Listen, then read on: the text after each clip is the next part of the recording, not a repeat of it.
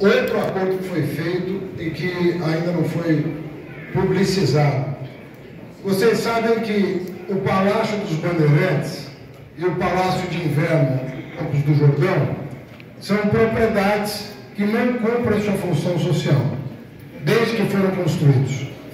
E eu perguntei para o Boulos se eu teria um prazo, ou se ele ia ocupar no dia 1º de janeiro. Ele falou: Haddad, se você cumprir a promessa de fazer o churrasco na laje no dia da posse, né, eu vou te dar 6 meses de prazo para você cumprir a função social. Senão, é IPTU progressivo no tempo e ocupação.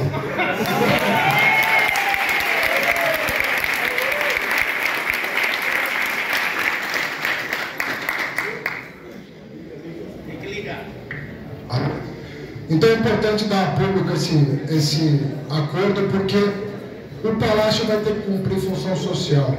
E não é brincadeira. Um governo tem que cumprir função social. A gente está há muitos anos esperando medidas que atendam as pessoas mais desfavorecidas do Estado e está tardando a chegar essas medidas, sobretudo no período gravíssimo que nós passamos, que veio a pandemia. E o mal-estar causado pela péssima gestão, tanto federal quanto estadual da pandemia, arruinou várias áreas de atuação do governo do Estado. Nós estamos com uma saúde precária, nós já estamos com uma fila do SUS enorme, que só fez aumentar. Nós estamos com a educação numa situação deplorável. Meninos e meninas ficaram em casa 2 anos sem apoio. Jovens evadiram do ensino médio e da universidade. Professores foram desrespeitados nos seus direitos mais básicos jamais. E eu queria dizer para vocês que vai ser pauta prioritária desse governo recuperar o serviço público desse Estado, a começar pelo magistério. Nós não podemos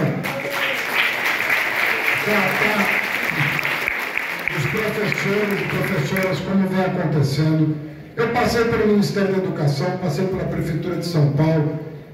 Não é fácil governar, porque você sempre tem restrição orçamentária, mas não saí de nenhum dos cargos que eu ocupei sem reestruturação do serviço público, sem o respeito ao serviço público e sem deixar o serviço público em condição melhor do que quando eu assumi.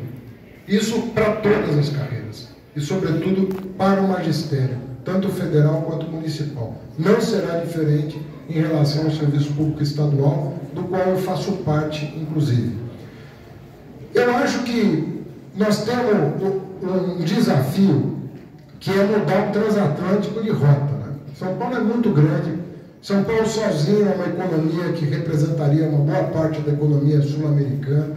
É um país, é um estado que, se fosse destacar como um país, ainda assim seria uma das maiores economias do mundo.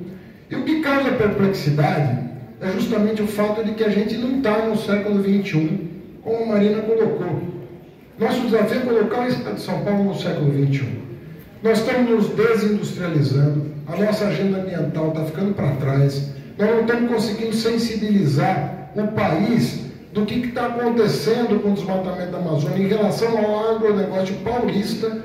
A direita, que louva tanto o agronegócio, parece que não compreende o que está acontecendo no país. Nós estamos ontem, eu tive dado técnico, né, o Capobianco nos alertava no seminário, ontem não, quarta, nos alertava no seminário que São Paulo já tem 30 dias de seca. Não cai não. Tem 30 dias de seca a mais do que na série histórica. Então imagina você, um estado, 30 dias de seca a mais. Proporcionalmente isso está afetando a produtividade do agronegócio, mas afeta mais a produtividade da agricultura familiar. E por quê?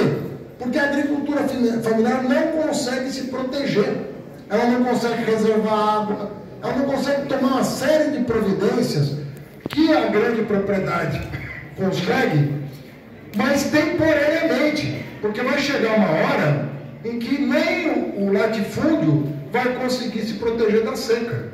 Não vai haver recurso suficiente para isso, tecnologia suficiente para isso. Então nós temos que perceber a oportunidade que isso cria, inclusive, de gerar empregos. Nós podemos gerar muito emprego em São Paulo. Nós podemos reindustrializar São Paulo atendendo a agenda ambiental e não contra a agenda ambiental. Ontem eu discutia com o Sindicato da Indústria Química de São Paulo, que está numa crise hoje, está sofrendo a concorrência desleal de países da Ásia que fazem dumping, não consegue o volume de recursos de investimento necessário para se atualizar, embora já seja, em grande parte, uma indústria sustentável, mas pode fazer muito mais, e se dispõe a fazer muito mais se o Estado de São Paulo, poder público, tiver na mesa de negociação, junto com as instituições de pesquisa, e São Paulo produz mais de 40% do conhecimento do Brasil. Nós temos várias instituições estaduais e federais que gostariam de estar à mesa, negociando a reindustrialização e novas bases, ou seja, nós não precisamos voltar para os anos 80. Aquela indústria talvez nem nos interesse mais, mas a indústria 4.0, sustentável, que gera emprego de qualidade, essa nos interessa. E nós temos que estar organizados para isso, com a produção científica e com o setor privado em novas bases. Então nós temos toda a condição. Hoje nós estamos perdendo emprego. Os velhos empregos estão sendo perdidos para outros estados, porque o Dória cometeu o desatino de, debaixo de uma guerra fiscal, aumentar impostos durante uma pandemia. Resultado, você quer ver emprego, você atravessa a divisa de São Paulo com Minas, que você vê geração de emprego lá. Ou seja, está tudo fora do lugar. Nós vamos colocar as coisas em ordem aqui. A questão social, eu falava de saúde e educação, que precisam urgentemente de apoio. Nós precisamos de novos equipamentos no interior, há falta de leitos de hospitais regionais, há falta de hospitais dia no interior, né? Os prefeitos não se consorciam para atender a saúde adequadamente, o Estado pode ter parte nisso, como na Bahia, que consorciou com os municípios para atender melhor. Nosso ensino médio precisa de uma reforma, Janazzi, falo para você de novo, uma reforma que não é essa. Tudo o que está acontecendo no ensino médio hoje, as chamadas escolas PEI, estão organizadas em bases precárias.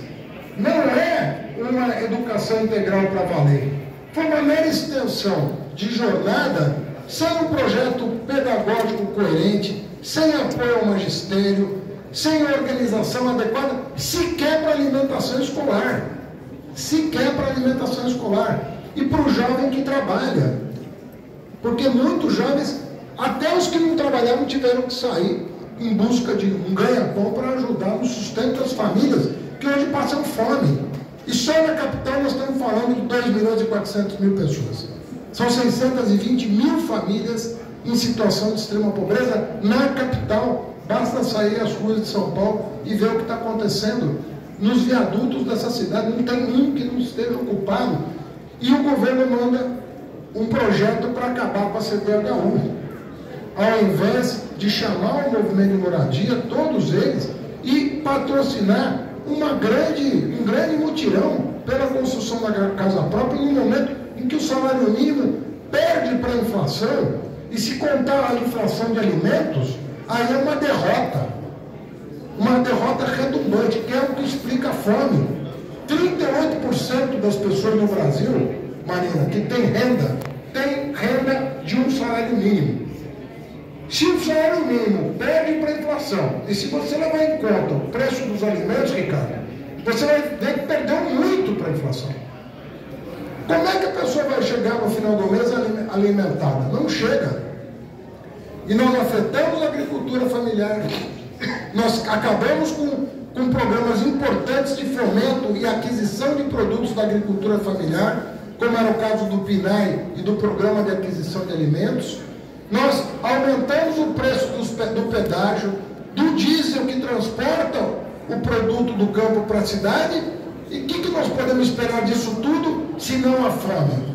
A fome é quase que uma consequência lógica das medidas que estão sendo tomadas. E não há providência. o MTST fez mais pelo combate à fome durante a pandemia do que o governo do Estado. E eu não estou brincando.